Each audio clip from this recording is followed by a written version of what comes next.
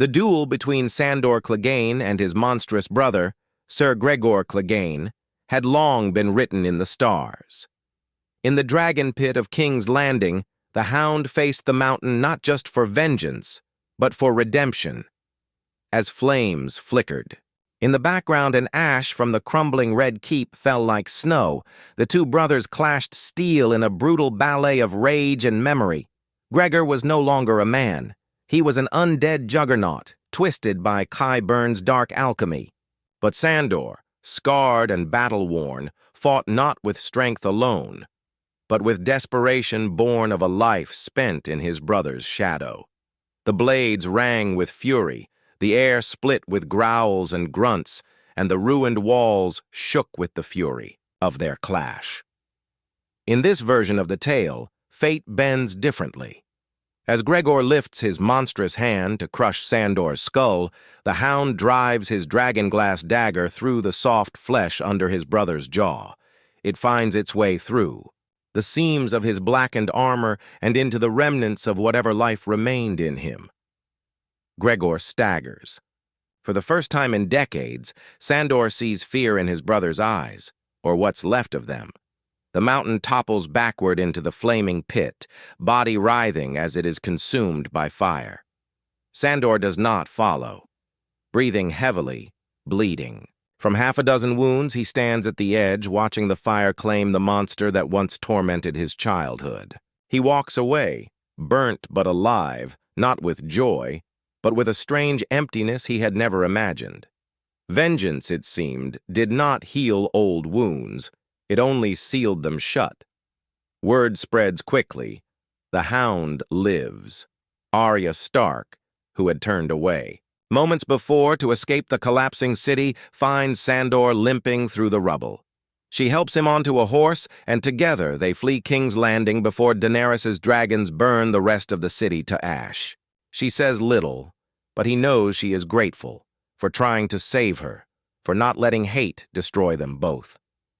As they ride northward, the realm around them descends into chaos. Daenerys Targaryen claims the Iron Throne with fire and blood, but the lords of Westeros begin to whisper of rebellion.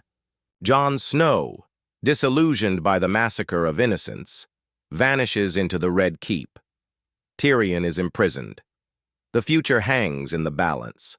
Sandor and Arya reach Winterfell after weeks of travel. Sansa receives them with guarded warmth. She is Lady of the North now, firm and composed. Sandor, never one for courtesies, simply nods and accepts her offer of rest. That night, alone in the great hall, Sandor dreams of fire, of screams, of Gregor's burning corpse. He wakes in sweat, not fear. For the first time, he had faced the flames and lived. In the days that follow, Arya prepares to sail west of Westeros, and Sandor considers what to do next. He had spent so long chasing vengeance, there was no plan for what came after. He sharpens swords in the courtyard, helps train young northern guardsmen, and glares at anyone who stares too long at his scar. The Hound is not a man for peace, but war has left him tired. Then news arrives: Jon Snow has killed Daenerys. The Dragon Queen is dead. Her armies are leaderless, Drogon has vanished, and Westeros must choose a new ruler. Lords and ladies gather at the Dragon Pit once again. Sansa invites Sandor to come, but he refuses. "I've had enough of kings and queens," he grunts. Still, Arya urges him. "Come, the world's changing, and maybe we should have a say in how." Reluctantly, he rides south once more, not for crowns or glory, but to see what might be built from the ashes. The Hound survived his demons. Now he must face a world without them. The road back to King's Landing is long, scarred with the wreckage of war. Burnt villages, fields turned to mud and ash, and hollow-eyed survivors mark the path. Sandor says little as he rides beside Arya, her horse quiet beneath her. The silence between them is not uncomfortable. It's the silence of two killers who understand the weight of what they've done and what they might still have to do. As they near the capital, they find it crawling with new soldiers. unsullied, who remain loyal to Grey Worm and scattered Dothraki camps. But without Daenerys, they lack direction. Tyrion is still a prisoner, though rumor says he speaks daily with Jon Snow, locked in a cell of his own choosing. The power vacuum yawns wide. At the Dragon Pit, the lords and ladies of Westeros gather once more. Sansa, Bran, Samwell Tarly, Brienne. Of Tarth, Yara Greyjoy, Davos Seaworth, and others take their places. Sandor stands in the shadows of a crumbled pillar, arms crossed, a scowl permanently stitched onto his face. He is not a lord, and never wanted to be one. But he is there because Arya asked him, and perhaps, though he'd never admit it, because part of him wants to see what becomes of the world he nearly burned with his hate. When Tyrion is brought forth to speak, the hall grows quiet. His chains rattle as he stands, eyes sunken, beard unkempt, but his voice is steady. He speaks of choices, of mistakes, of the weight of power. He does not beg for freedom. He simply asks that Westeros choose wisely, for once. It is Bran who is chosen. Bran the Broken, seer of past and present. A strange king for strange times. Some scoff, others nod. Sandor watches without comment, but notices Arya smile slightly. "He'll be different," she whispers. "He has to be." Afterward, as lords disperse and courtiers scramble to rearrange their allegiances, Sandor stays apart from the crowd. Gendry finds him leaning against a blackened wall, offers him ale, and is met with a grunt. But the ale is accepted. Arya doesn't linger long. She boards her ship within days, sailing west into the unknown. Sandor watches from the dock as the vessel vanishes over the horizon. He says nothing. Loss is something he's grown used to. A week later, Brienne seeks him out. She finds him sharpening a sword outside the ruins of the Tower of the Hand. "You survived the mountain?" she says. "Barely," he replies. "But he didn't." She nods. "You've changed." He gives her a look. "You haven't. Still walking around like you've got something stuck up your ass." She doesn't rise to the bait. Instead, she sits beside him. "They're forming a new Kingsguard. They want men who've fought for something more than gold," Sandor snorts. "I'm not wearing white, and I'm not bowing to anyone." "Good," she says. "Then come north. We need fighters in the Vale. Bandits crawl the hills. You can do some good. Real good." He considers her for a long moment. The Vale. Mountains, cold winds. A place where no one knew his brother's name. No one whispering Clegane like a curse or a legend. Just land, steel, and maybe some peace. "I'll think about it," he says at last. He stays in King's Landing for 3 more days. Helps rebuild what little he can. Repairs a smithy. Teaches a scared boy how to grip a sword. Kills a man trying to loot a dead woman's house. He doesn't do it for coin or thanks. He does it because no one else will. On the 4th morning, he leaves. No one sees him go. No one stops him. Just a large man on a battered horse, riding away from fire and into fog. Sandor Clegane had killed his brother. He had survived the fire. But maybe, just maybe, he was starting to live. The Vale was not the kind of place a man like Sandor Clegane expected to end up. Cold, quiet, full of steep paths and colder stairs. But that's where he rode, following a winding trail through narrow mountain passes and shadowed woods. When he reached the gates of the moon, the guards recognized his face and let him through without a word. Perhaps it was the scars, or perhaps word had spread. Sandor Clegane, the Hound, Brother Slayer, Dragon Pit survivor, had come north not to burn, but to build. The lord in charge of the Vale's defenses was a cautious man named Sir Vardis Arryn, not the same as the one the Hound had once fought in a trial by combat, but a cousin. He looked Sandor up and down and said, "You're a Clegane. We haven't forgotten what your kind did in the Riverlands." Sandor replied, "and I haven't forgotten the way your cousin died screaming under my axe. You want to keep bandits off your roads or not?" A beat passed. Then Servardis nodded. "Fair enough."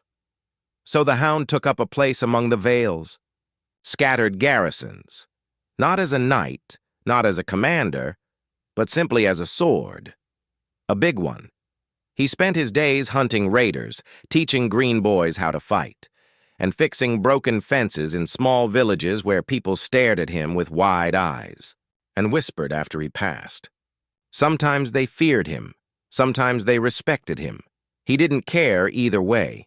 He didn't talk much, but when he did, it was blunt, honest, and usually laced with curses. The people learned quickly that Sandor Clegane wasn't gentle, but he was fair. He didn't steal. He didn't take what wasn't his.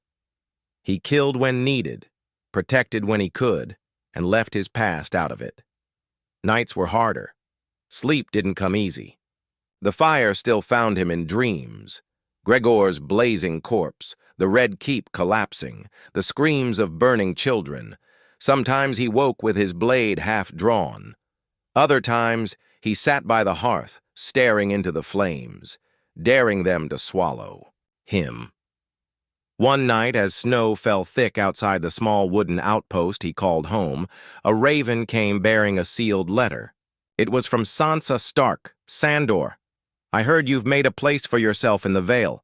I'm not surprised. You've always been more than you seemed, even if you refuse to admit it. Winterfell is safe now.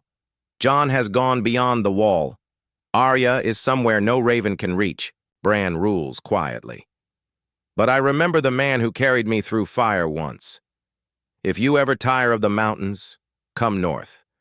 We can always use a good man who's seen the worst of the world and didn't let it break him." Sansa Stark. He read it. Twice, then burned it.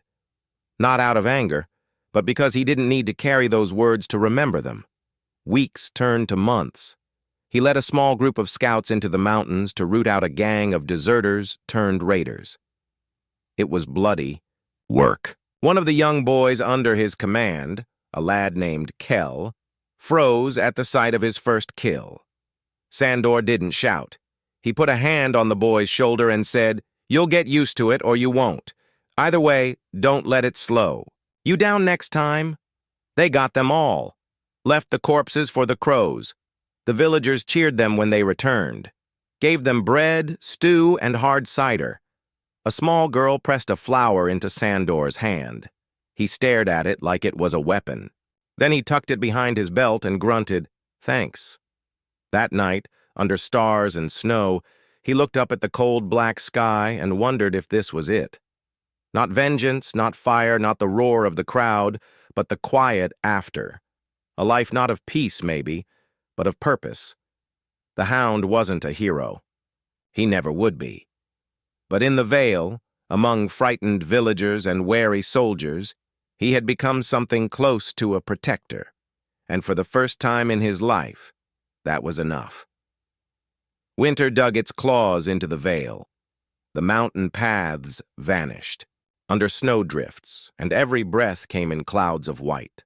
The cold bit deeper than the flames ever had, but Sandor endured. He always had. Wrapped in thick furs and iron resolve, he led his band of scouts through frozen forests, hunting bandits who preyed on merchant roads now swallowed by silence. But war had a way of leaking into peace. Word reached the Vale in the form of a ragged traveler who had ridden from River Run. There were whispers of rebellion, not against King Bran, few dared that openly, but against the world he represented.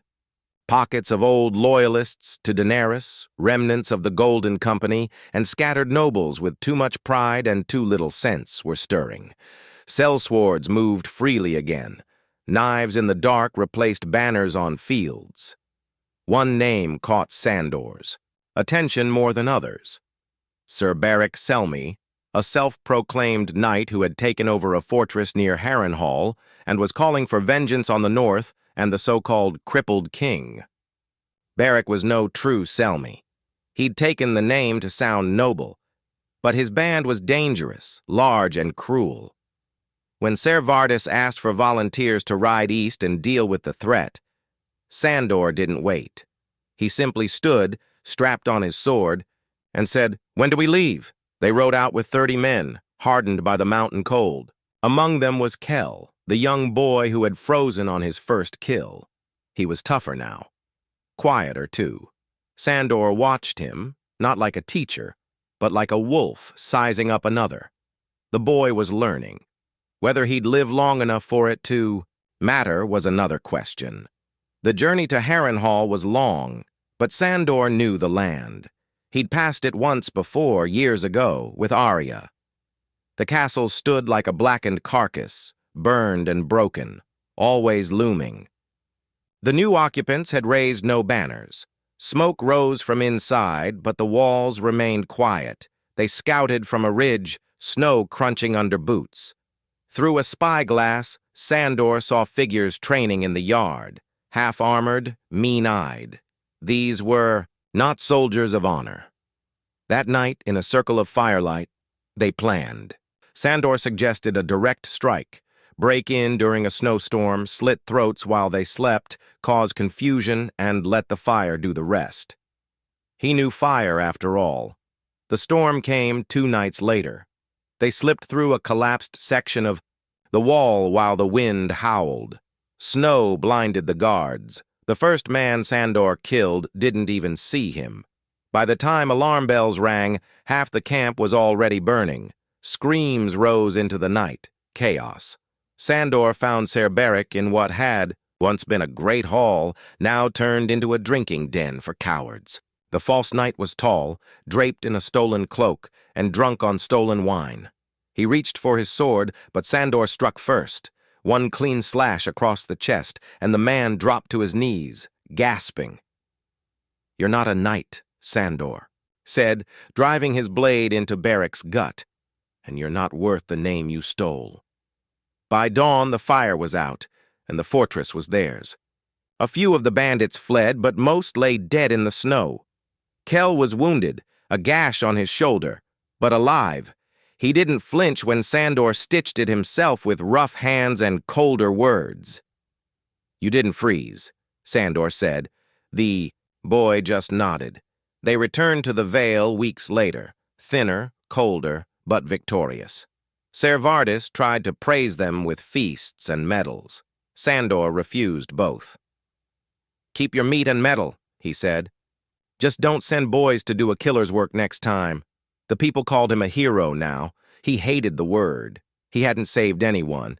He'd just cut down men worse than himself.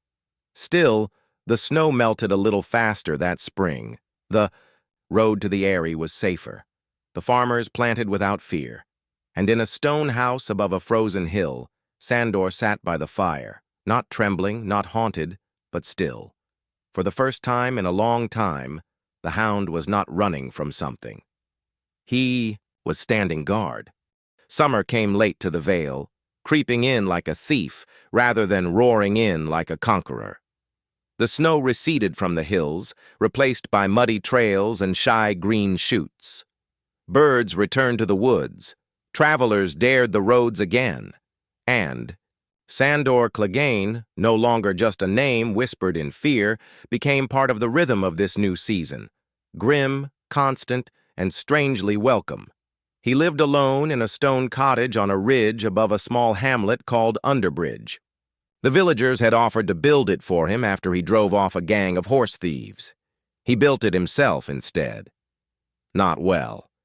The roof leaked in the east corner, and the chimney smoked too much, but it was solid, and it was his.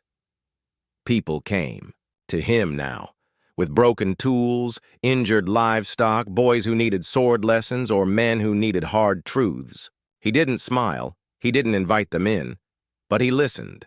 Most left alive. A few left bleeding. None came without cause. One morning, as he split firewood, a raven landed on the fence.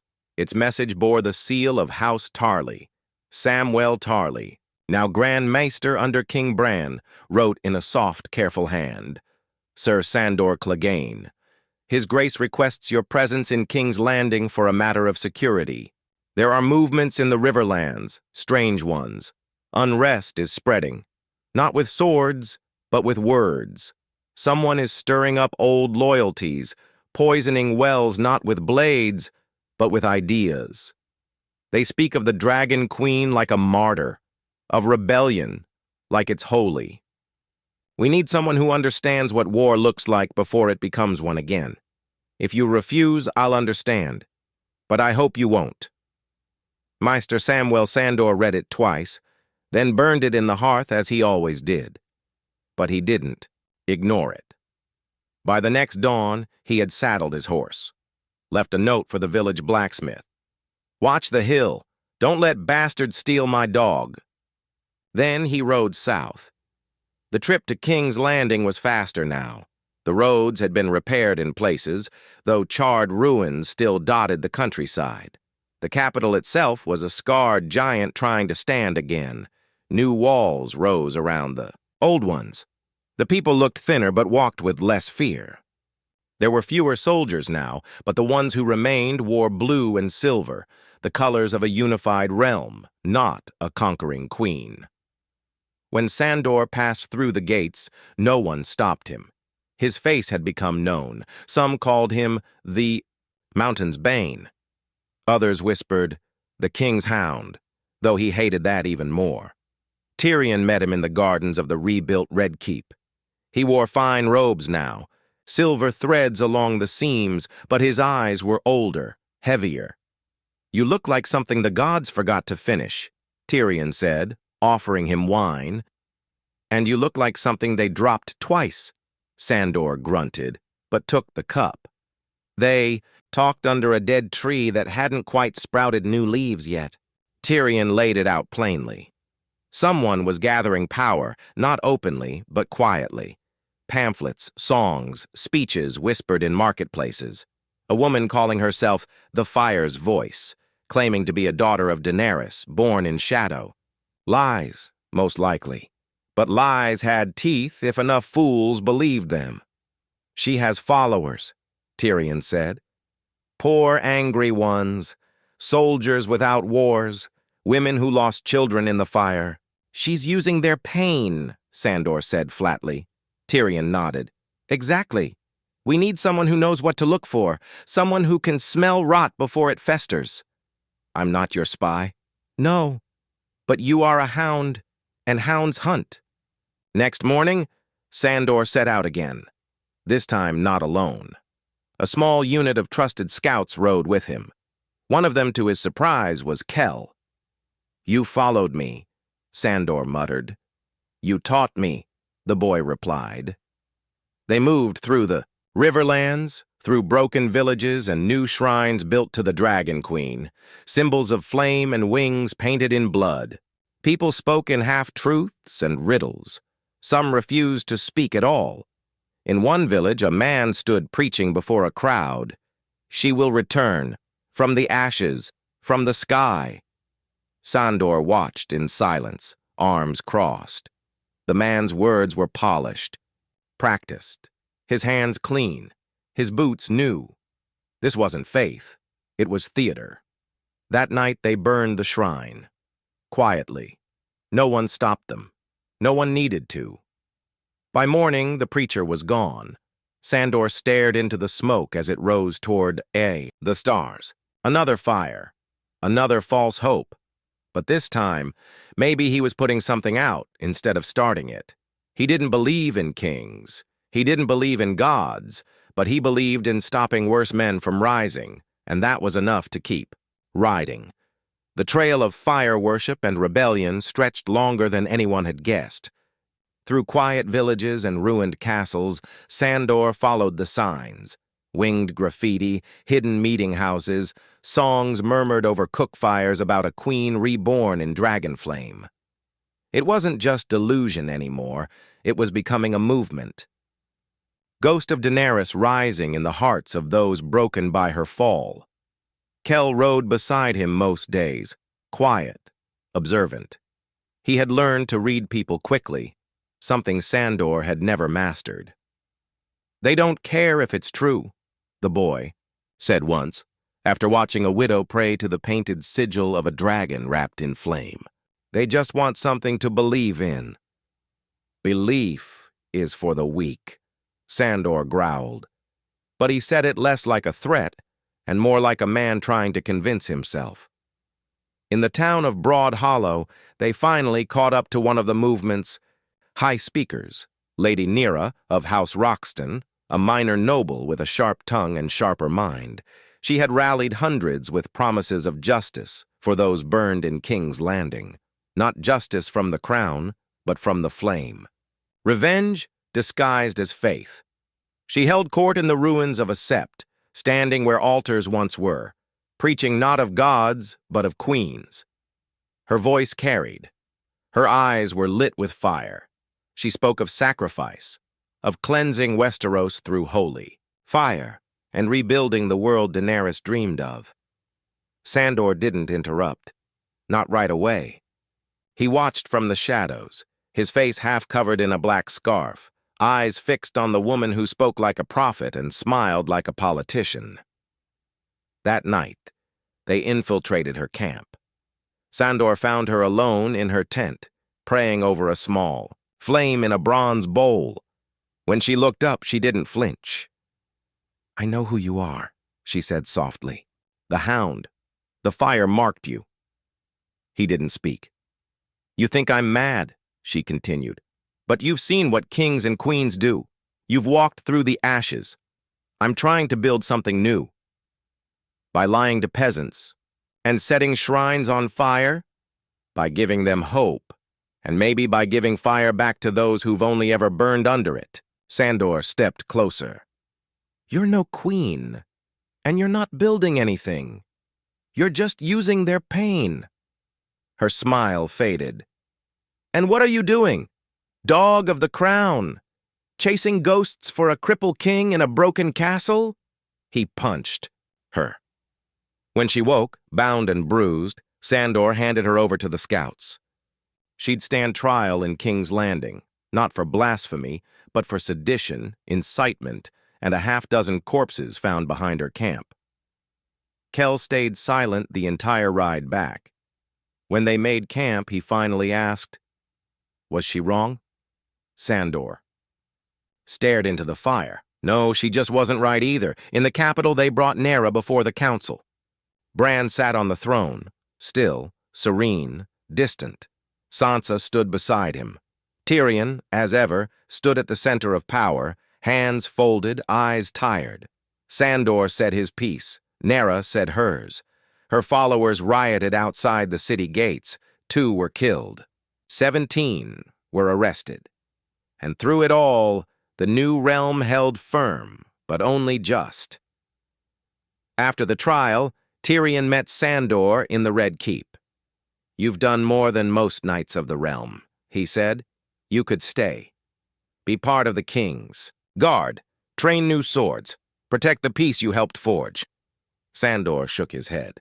"I'm not meant for courts or thrones, and I'm sure as shit not bowing to a chair with wheels." Tyrion smirked. "Then what will you do?" "Same thing I've always done," he said. "Kill what needs killing, and make sure no bastards set the world on fire again." That night, as the city simmered beneath the stars, Sandor Clegane rode out once more. No banners, no titles, no destination. He wasn't chasing vengeance anymore. He was hunting chaos, and this time, he was winning. The further Sandor Clegane rode from King's Landing, the quieter the land became. But the quiet wasn't peace. It was the kind of silence that settles after something breaks, the kind that waits for what comes next. He moved east, toward the Stormlands, where word said new fires were beginning to kindle. Not shrines this time, but weapons. Former knights of Queen Daenerys had begun gathering in secret, calling themselves the Ashen Pact. They weren't shouting sermons. They were stockpiling steel. He arrived in a town called Green Hollow, nestled deep in the woods, only to find its streets deserted. No children laughing, no market calls. Smoke rose faintly from chimneys, but no one answered when he knocked. Something was wrong. He found them all in the septi, dozens of villagers, men and women kneeling in silence. A man in black armor stood before them, face hidden by a red scarf, a torch burning in one hand. He spoke calmly, almost kindly, of sacrifice, of fire's judgment, of loyalty to a higher dream, the dream of Daenerys Stormborn. When he finished, the people nodded. Sandor stepped into the light. "Get up," he barked. "Go home. You're praying to fire like it's your bloody mother." The preacher turned, voice still calm. "You interrupt a sacred gathering. Sacred's just a word for what no one's brave enough to question." The man didn't argue. He reached for his sword instead. The fight was quick and brutal. Sandor wasn't graceful, but he was death made flesh. The preacher was fast, trained, but no match. Sandor drove his sword through the man's chest and kicked the corpse off the altar. The torch fell beside him, sputtering on the stone. The people didn't cheer. They just stared. "You want a queen?" Sandor growled. "She's ash." "You want gods? Pick one that doesn't burn your house down. You want peace?" He spat on the floor. "Then stop waiting for someone to bring it. Stand up and take it." And then he left. He traveled alone again after that. Word of him spread far ahead, of a scarred rider who killed flame preachers and put down false prophets. Some called him a butcher, others a guardian. A few called him something closer to what he was becoming, a shadow with a sword. The next village he came to had already driven out their own preacher. They left a note pinned to a blackened post. "We don't want fire, we want bread." He almost smiled. One night, weeks later, as he camped near the ruins of a river fort, a familiar voice stirred him from sleep. "You always did like sleeping in mud." Sandor reached for his sword, then stopped.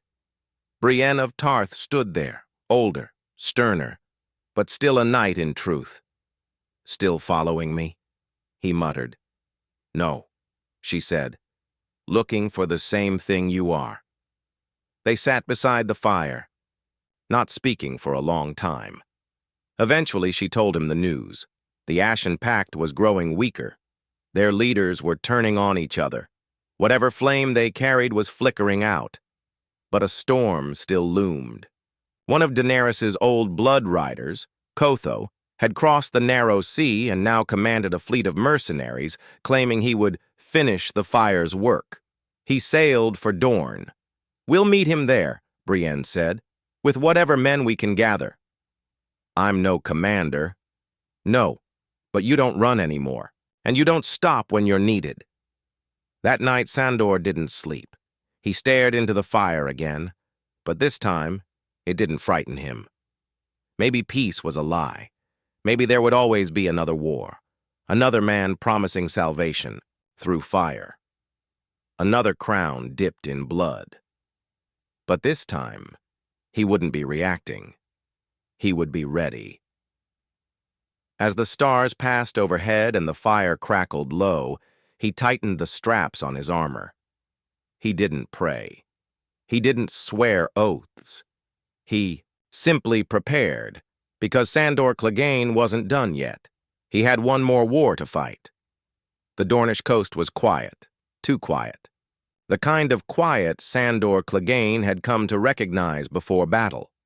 The sea shimmered with unnatural stillness, waves lapping like breath being held. Somewhere beyond the rocks and dunes, Kotho's mercenary fleet was anchored, ships flying. No banner, sails black as night, their holds filled with killers. Sandor stood on a dune beside Brienne of Tarth, a dozen riders behind them.